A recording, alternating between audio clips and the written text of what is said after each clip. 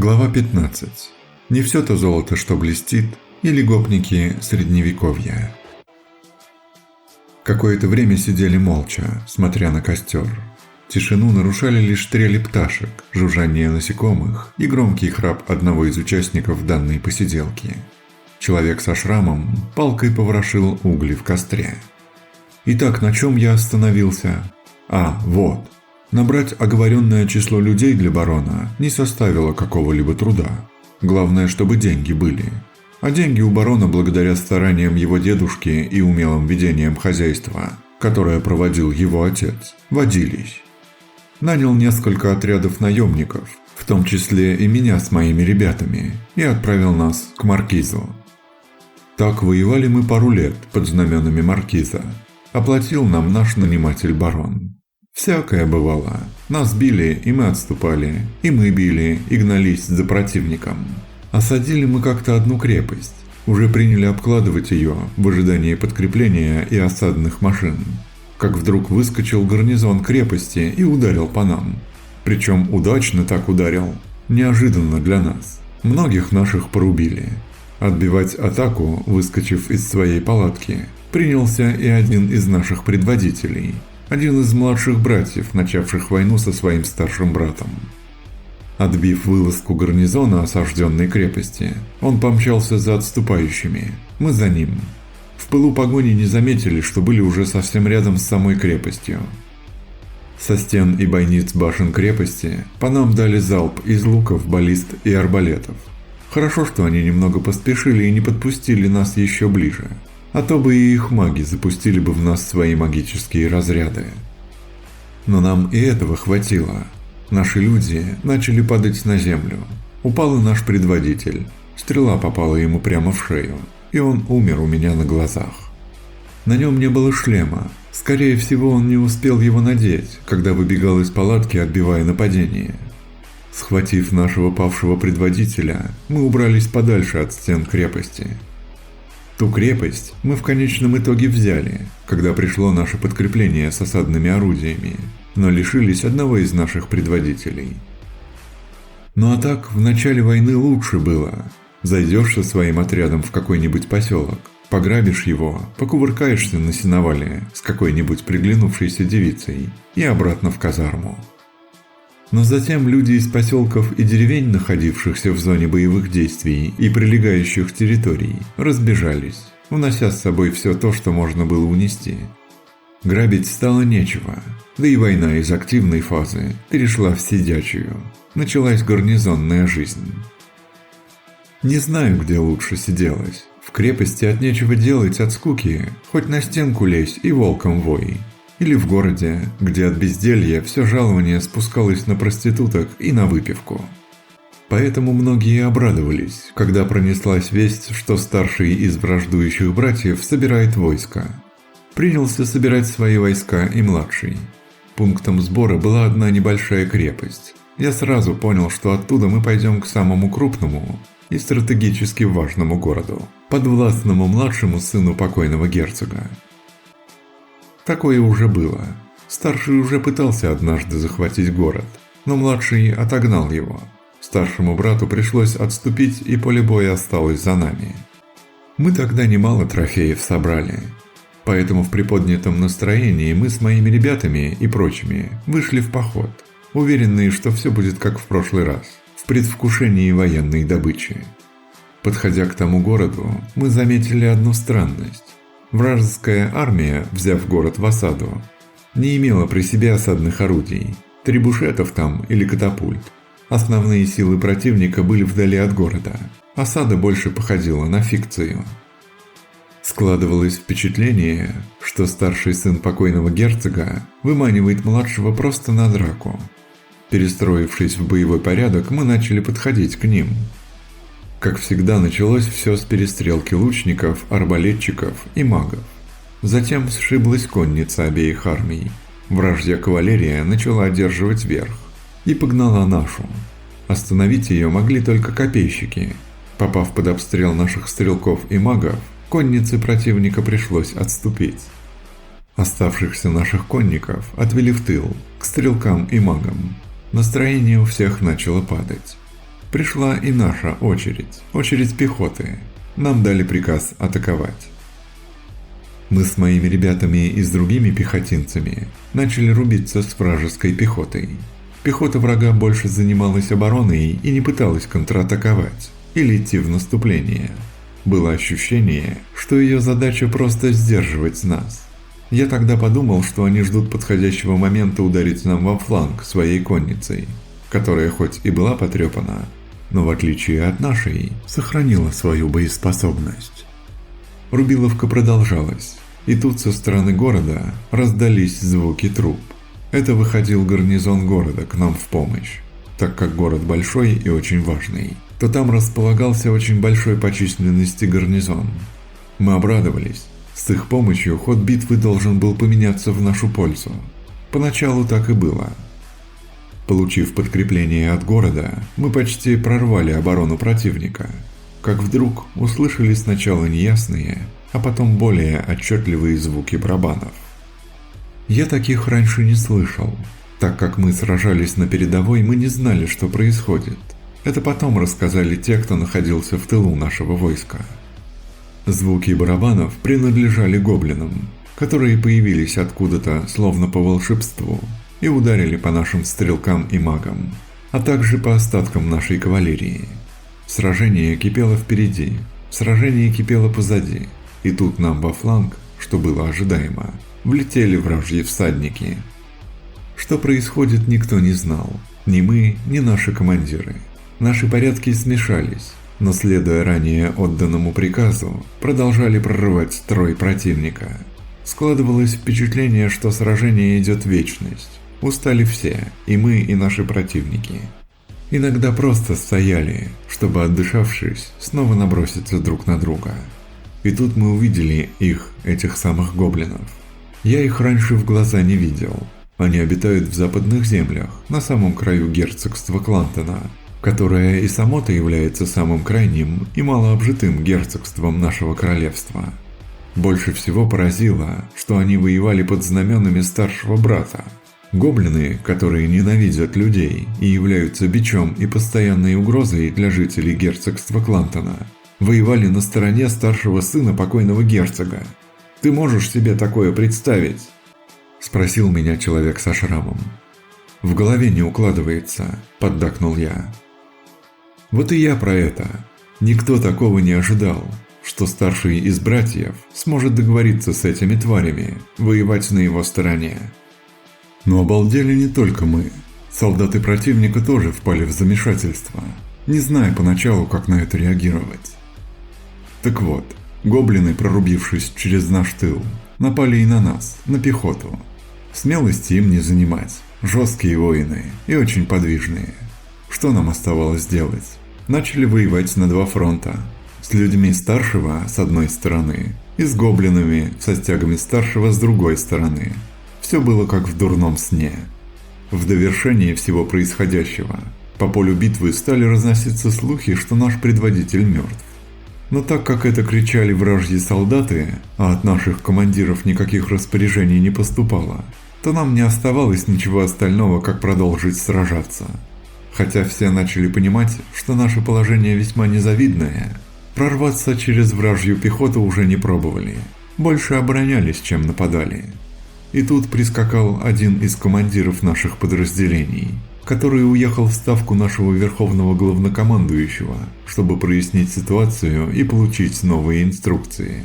Связных гонцов с нашего штаба почему-то давно не было.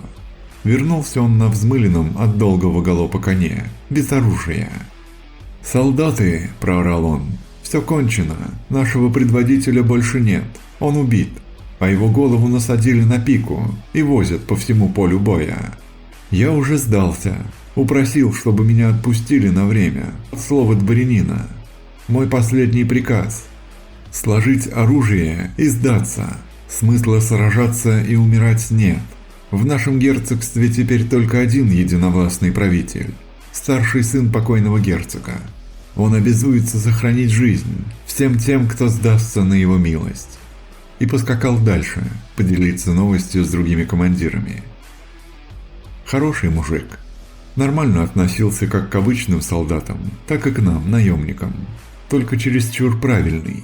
Рассказывали, что как-то он, объезжая вверенную ему территорию, услышал какой-то шум, исходивший из одной деревушки. И поскакал туда, разобраться. А это одни из наших, им скучно было сидеть в казарме, и они решили развеяться. Заехали в ту деревушку, начали мародерствовать и хватать девок.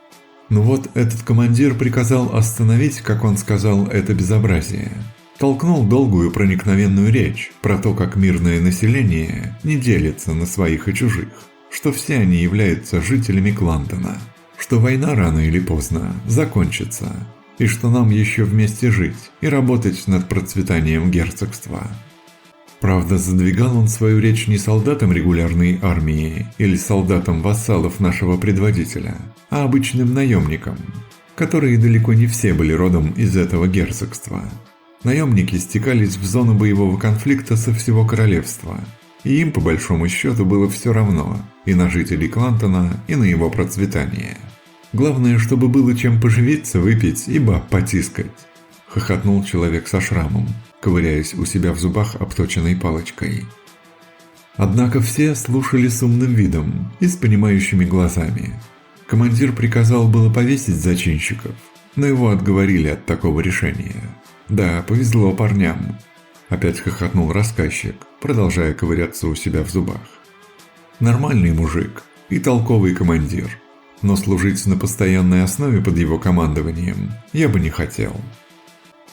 В общем, получив приказ сложить оружие, мы не стали медлить с его исполнением. И так держались из последних сил. Начали бросать оружие и сдаваться. Из моего отряда осталась половина.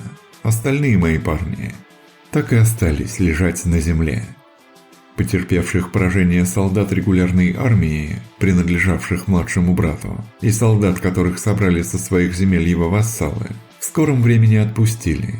Дворяне погибшего нашего предводителя приняли вассалитет от нынешнего теперь герцога Клантона, а солдаты самого погибшего младшего брата перешли под управление его старшего брата и стали его солдатами. С нами, наемниками, было не все так просто. Мы же не являлись чьими-то людьми. Воевать нас никто не заставлял. Прямого господина над нами нет. Мы сами добровольно, за деньги, принимали в этом участие.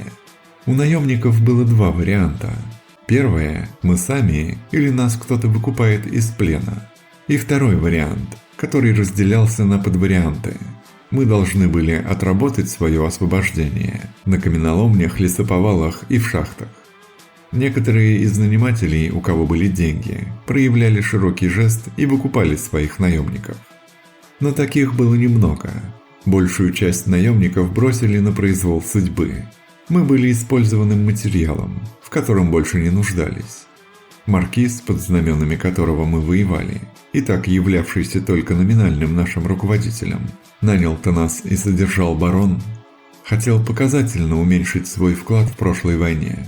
Сказал, что знать нас не знает, попутно разорвав помолвку своей родственницы с сыном барона.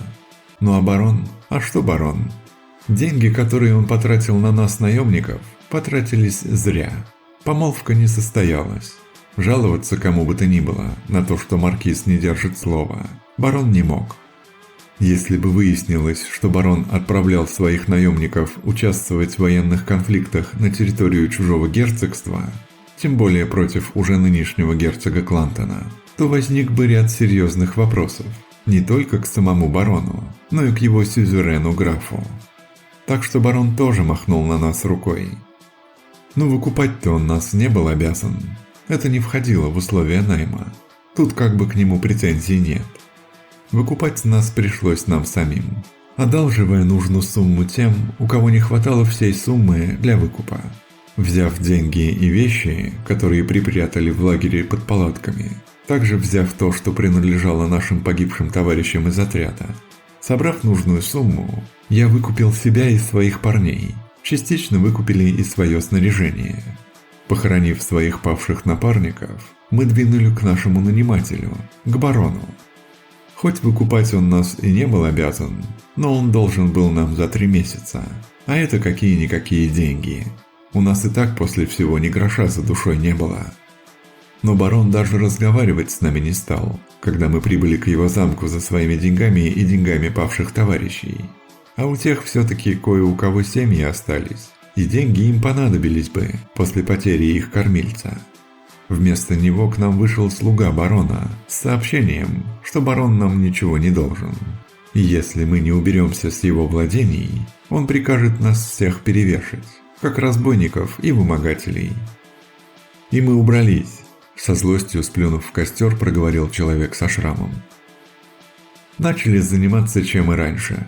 Как правило, охраной грузов купцов и торговцев. Иногда нападая на таких же купцов и торговцев, конкурентов наших нанимателей. От купцов я услышал, что у графа, сюзерена барона, скоро юбилей, что празднование будет грандиозное. Дворян и богатых влиятельных людей будет приглашено неисчислимое множество. Купцы планировали неплохо заработать на этом деле. Я тоже решил заработать по этому случаю. Я знал, что барон со своим сыном тоже поедут к графу.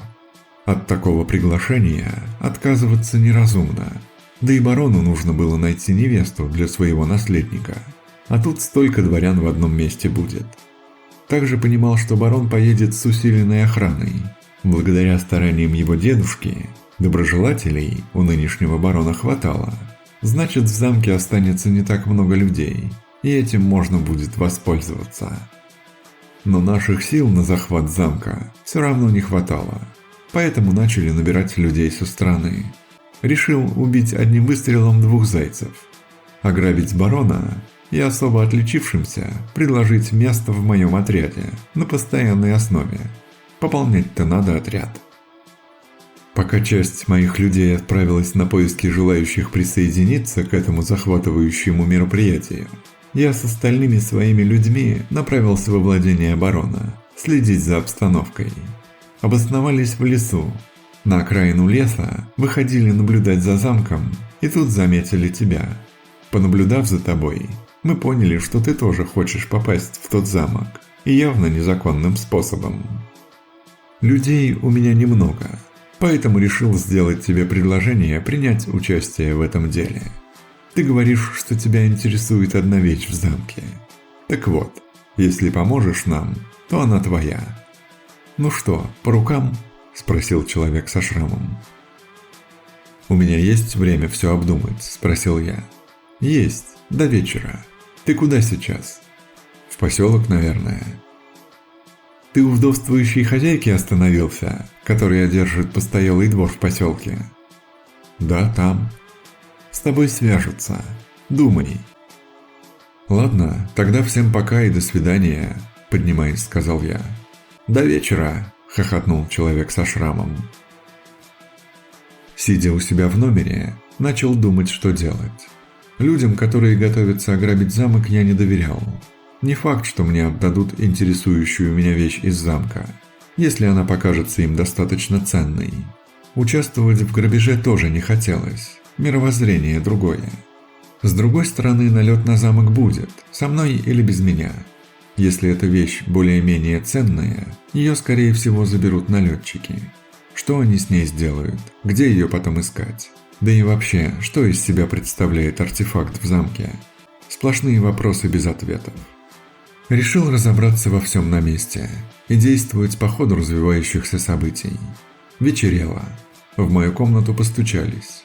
Догадываясь, кто это может быть, пригласил войти. Вошел человек в плаще с капюшоном на голове. «Ваш ответ», – поинтересовался он. «Я с вами», – ответил я ему. «Тогда пойдемте, люди уже собираются на точке сбора». Оседлав коней, мы выехали с постоялого двора и из поселка. Держали путь по дороге, ведущей в замок барона. Не доезжая до него, мы свернули в лес. Ехали еще какое-то время, пока не раздался свист. Остановились. Мой спутник в капюшоне что-то ответил свистящему, и мы поскакали дальше. Выехали на поляну, там горел костер. Вокруг были люди и лошади. Было уже довольно темно.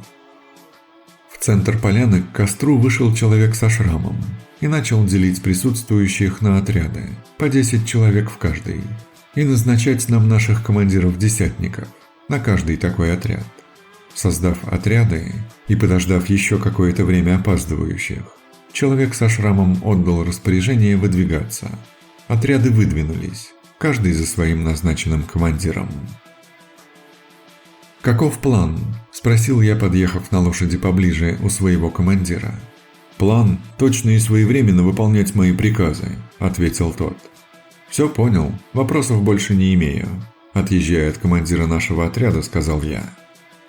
Немного не доезжая края леса, нам приказали спешиться и привязать своих лошадей и продолжить следовать за своими командирами. Привязав и накинув плащ на голову своего коня, я последовал за своей группой. Наш десятник приказал, чтобы дальше мы двигались тихо и не разговаривали. Подобрались, насколько можно было, близко к замку барона, не доходя зоны освещения. Была уже ночь. Залегли и приготовились ждать дальнейших распоряжений. Ворота замка были открыты. Наверное, не было нужды открывать и закрывать их каждый раз. А вот две решетки за воротами были опущены. «Скорее всего, войдем мы через главный вход», – подумалось мне. Замок находился на холме, и карабкаться по его склону, чтобы потом взбираться на стены. Что-то я смутно представлял, как это можно было осуществить. Да и лестниц ни у одного из отрядов я не видел. Значит, все-таки через ворота. Этой мыслью я поделился с рядом лежавшим человеком. Тот согласно поддакнул, ответив, что ждем, как поднимутся решетки. «Решетки поднимутся?» – удивился я. «Ага, один из стражников запустит подъемный механизм и заблокирует его. Значит, есть сообщник среди стражников. Теперь понятно. А если он передумает и не поднимет решетки? Когда твоя единственная дочь пропадает, поневоле станешь чьим-то сообщником. Сам понимаешь, что с ней будет после толпы мужиков. Понимает это и ее отец, стражник. Так что решетки поднимутся». «Понятно», – протянул я. «А не проще было, чтобы маги своими разрядами сломали решетки?» – продолжил я. «Сломать решетки замка? Чем? Магией?» Мой собеседник от удивления от шепота перешел на обычную речь, но, спохватившись, опять зашептал. «Ты откуда свалился? Не знаешь, что ли? Что наиболее уязвимые части замков, крепостей, сторожевых башен и дворцов, такие вот ворота, решетки, подъемные цепи и прочее, обрабатываются специальным алхимическим раствором. Этот раствор поглощает и частично нейтрализует магию. Если маг слабый или средний по силе, то предмет, обработанный таким раствором, полностью нейтрализует воздействие на него магии. Также этим раствором покрывают доспехи и броню, и обрабатываются им места содержания магов-узников.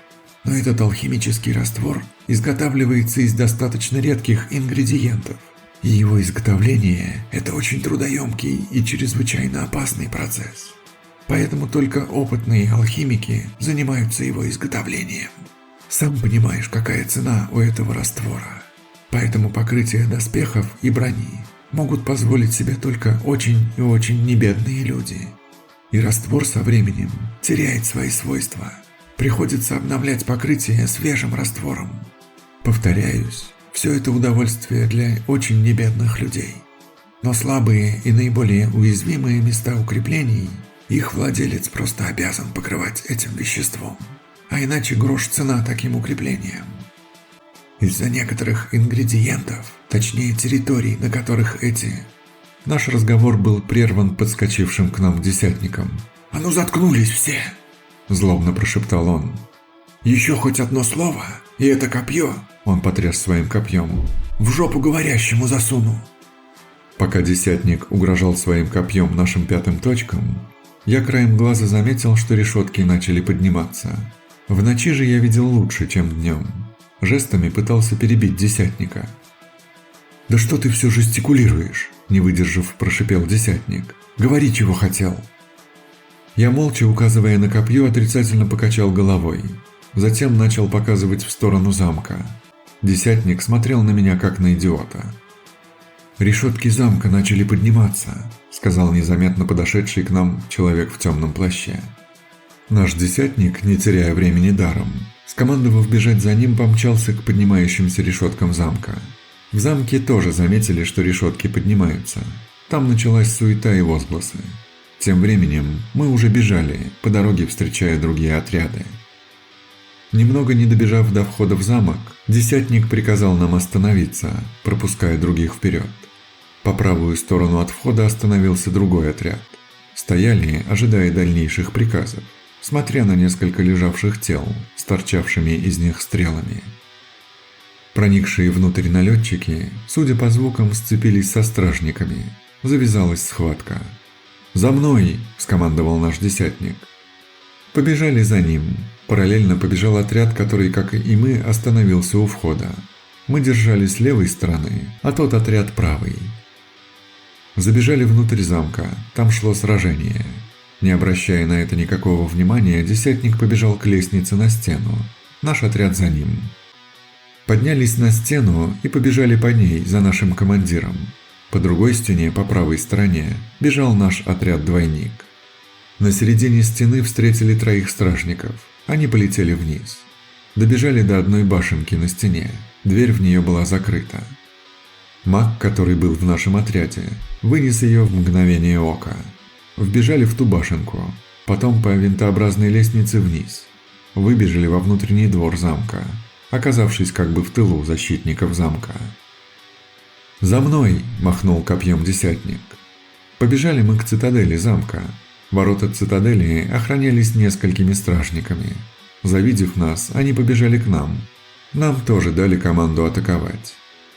Как бы я ни хотел принимать насколько-нибудь активное участие во всем этом, но когда на тебя летит человек с мечом в руке, кто-то должен умереть, или ты, или пацифист в тебе. В итоге умер стражник. «Парни, наша задача закрыть ворота, чтобы перекрыть стражникам путь к цитадели», проорал наш десятник, когда упал последний стражник.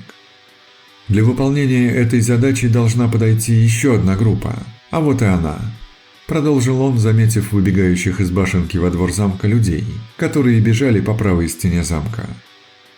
Из окна цитадели вылетел огненный шар и ударил по выбегающим из башенки людям. «Твою мать!» – выругался десятник. Но наши неприятности только начались. Из цитадели начали выскакивать засевшие там стражники, которые из окон стреляли во двор замка по нападавшим. С ними выбежал и тот маг, который так удачно, но не для нас, метнул свой огненный разряд. «Приготовились!» – проорал наш командир. «Сомкнуть щиты! Занимаем оборонительную позицию! Из строя никому не выходить!» Встав плечом друг к другу, подняли свои щиты. У кого не было щитов, те подобрали у мертвых стражников. Вражеский маг, прибежавший из цитадели, пытался пробить наш плотный строй, то огненным шаром, то взрывной водянистого цвета полусферой, то еще какой-то темной субстанцией. Все это он запускал в нас, и все это отражал наш маг. Их магические разряды сталкивались, разряжались друг об друга, обдав окружающих снопом искр. Вскоре маги перестали метать свои разряды, потому что стражники и налетчики сцепились в рукопашную, и попасть по своему было так же легко, как и в чужого. Маги замолкли. Подбежавшие к нам стражники застучали по нашим щитам своими мечами, копьями, топорами и палицами.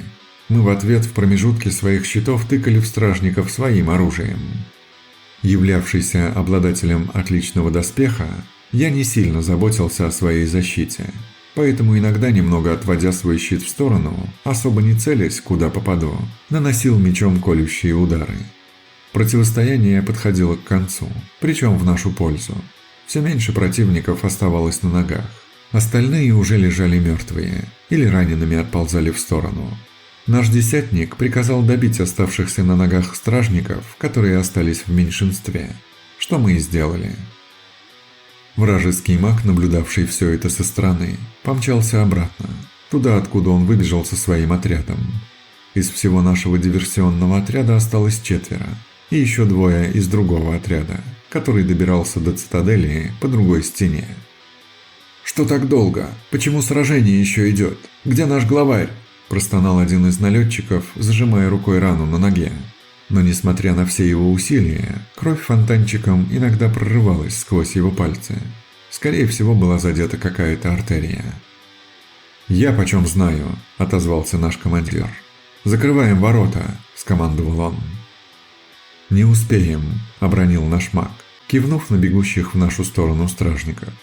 Стражники, которые держали оборону во дворе от проникающих внутрь налетчиков, поняли, что проигрывают, и бежали к последнему укрытию, к цитадели замка. Времени закрывать перед ними ворота не оставалось. Не из-за того, что они были массивные. Эти двери были специально спроектированы так, чтобы их можно было закрывать быстро и малым количеством людей, а из-за горы лежавших возле ворот тел, защищавших их стражников и напавших налетчиков. А времени на перетаскивание тел, мешающих закрытию ворот, уже не было.